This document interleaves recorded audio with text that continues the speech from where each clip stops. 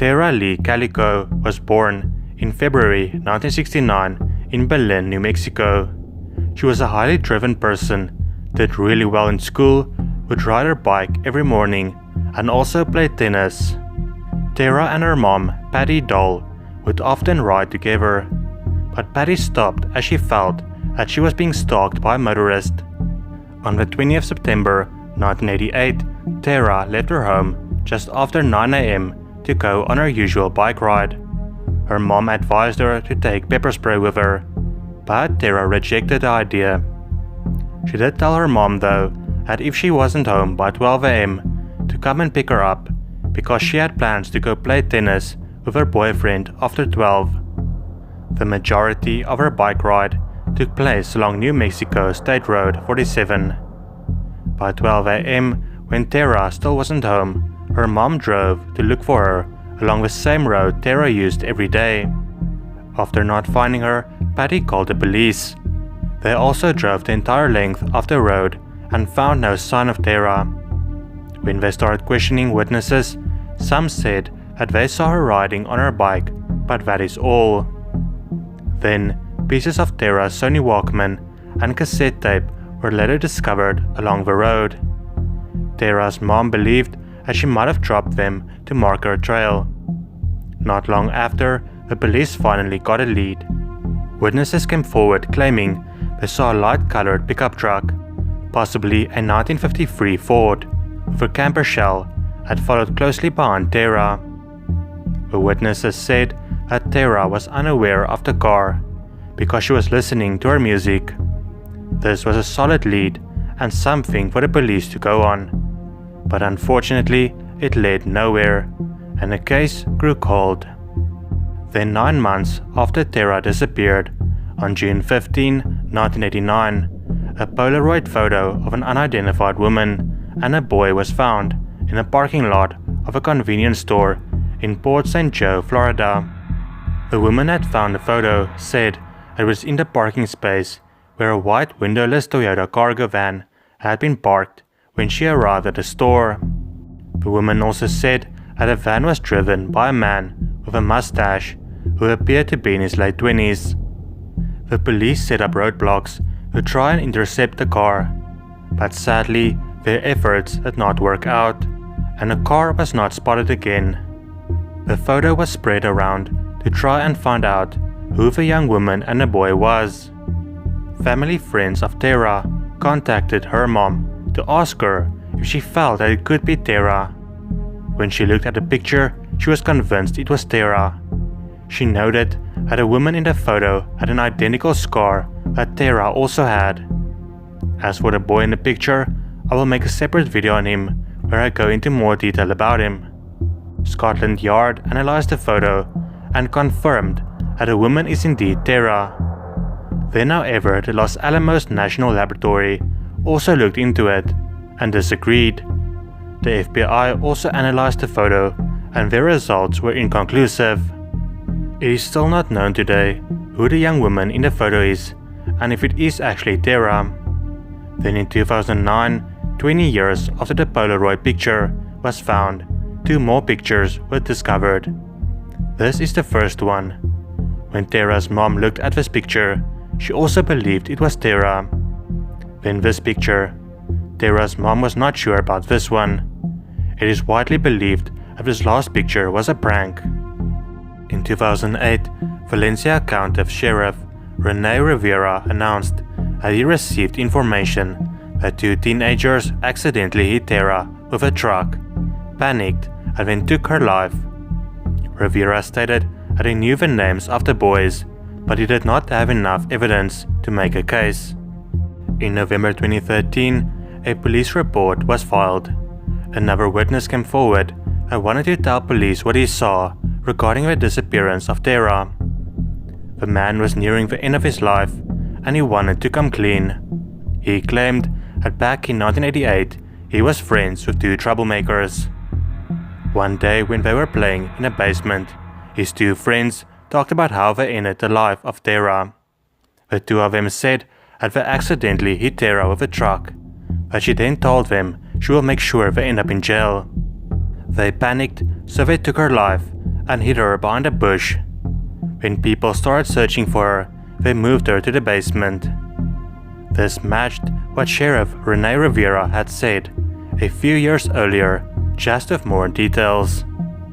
Later that year, another man came forward, saying that one of the teenagers also confessed to him. Interestingly enough, one of the two teenagers was identified to be Lawrence Romero Jr., the son of another sheriff, Lawrence Romero Sr. You'd think with the confession, this case would be easy to get solved now, but sadly the case is closed and it is not being investigated.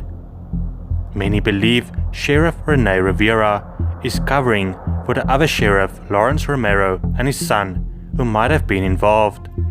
Either way, Lawrence Romero Jr. passed away and can't be questioned. This case is pretty frustrating considering it can be solved if it will just be looked into. Patty and her husband passed away without knowing what happened to their daughter. She stayed in the same house for 15 years after Tara disappeared, hoping one day she would return. Patricia Bernadette Meehan was born November 1st, 1951, in Pittsburgh, Pennsylvania. She attended college in Oklahoma City, Oklahoma. There, she studied early childhood development so that she could be prepared for a career in daycare. It did not last long, however, and she decided to do something else. In 1985, she relocated to Bozeman, Montana. There, she worked on a ranch because she loved animals. Patricia also did some odd jobs so that she could support herself. On April 19, 1989, Patricia spoke to her father over the phone and told him that she was under a lot of stress and that she really wanted to come home. The next evening at 8:15 p.m., a woman by the name of Peggy Bueller and her father were traveling west on Montana Highway 200 near Circle, Montana. They witnessed a vehicle driving east on the wrong side of the road. Peggy managed to swerve, avoiding a head-on collision. The vehicle did crash into the car behind Peggy though. The car that was just crashed into was driven by an off-duty police dispatcher, Carol Hates. Carol was luckily unharmed. She watched the blonde woman emerge from the other car that crashed into her. The blonde woman then walked up to her and stared at her as though she was looking right through her. The woman did not say anything. She then climbed over the fence and stood motionless, just observing the scene. It was almost like she was a spectator, not like it had happened to her. Peggy then watched the woman walk away into an empty field before vanishing. Peggy then drove to town to reach a phone while her father stayed with Carol. The police soon arrived and the blonde woman was nowhere to be seen. Thanks to her car, she could be identified though. Within 30 minutes, she was identified as Patricia Meehan. The police tried to find her. About a mile from the crash, they found a trail of tennis shoe tracks. Investigators followed the trail until about 3 a.m., until the tracks suddenly stopped. They then decided to inform Patricia's family. Her family then immediately came to Montana to help search. The family distributed over 2,000 missing persons flyers in the area. Local volunteers also started to search using horses and ATVs. Patricia's family even employed a helicopter search. Unfortunately, this was all to no avail. The police tried to determine why Patricia was in the area in the first place. The site of the accident was about 400 miles from where she lived. Investigators believed that Patricia had to have hitchhiked out of the area after the accident. If she stayed on foot, they would have found her. Patricia's mother told police that she was struggling with depression. It was believed early on in the investigation that Patricia also suffered from amnesia because of the crash. There have been over 5,000 reported sightings of Patricia since she disappeared. I'll only mention a few that's most credible. 2 weeks after Patricia disappeared, a police officer in Lovern, Minnesota, claimed to have seen her at a Hardee's restaurant. The police officer questioned her. She refused to give her name. Initially, she claimed to be from Colorado, and then later from Israel. The next day, 2 more sightings of Patricia were reported. One was a waitress from Sioux Falls, South Dakota, who saw Patricia sit in a truck stop diner.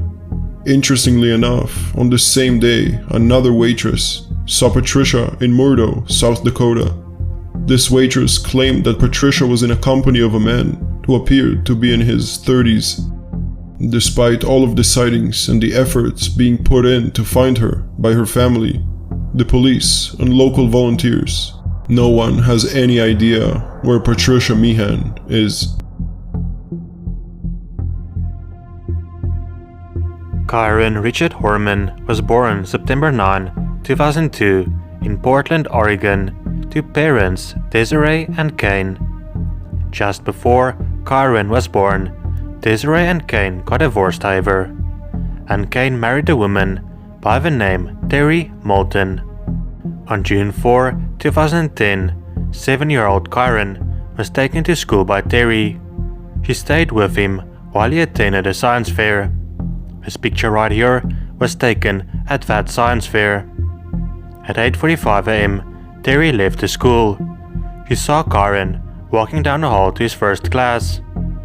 However, Kyron never made it to his first class, and he was marked absent for that day. After 3 p.m., Terry, Kane, and their daughter Kiara waited at a bus stop to pick up Kyron. The bus driver then informed them that Kyron never boarded the bus.